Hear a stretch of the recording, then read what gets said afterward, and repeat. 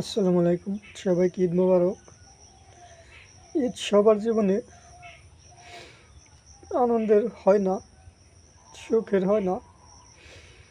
গেছে রোজার ঈদে আমার স্ত্রী আমাদের বাড়ি থেকে ভালো মানুষটার মায়ের বাড়ি চলে যায়। আর আজকে কোরবানির ঈদের দ্বিতীয় দিন তারা ফোন দিয়ে বলল যে ডিভোর্স দিতে যাচ্ছে। আমার স্ত্রী আর আসবে না। আমার এই কোরবানিটা যে কীভাবে গেল, কীভাবে কাটলো, তা একমাত্র আমি জানি আর আল্লাহ জানে। 2টা বছর আমাদের সংসার হয়েছে।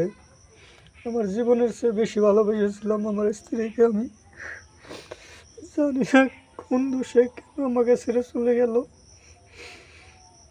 আল্লাহর কাছে একটি চাওয়া, সে জেনে যায় যেখানে থাকুক ভালো যেন থাকে, সুস্থ যেন থাকে।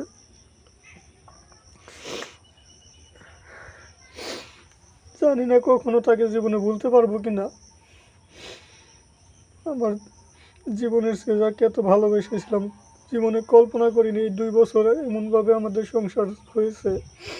কখনো কল্পনা করিনি সে আমাকে ছেড়ে যাবে। অথচ রোজার ঈদে মায়ের বাড়ি যাওয়ার পরে আর আসে না।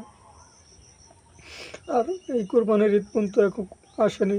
অনেকবার আনতে গিয়েছি, তবু আসেনি। ঈদের দ্বিতীয় দিন ফোন দিয়ে বলে তারা ডিভোর্স দিতে যাচ্ছে।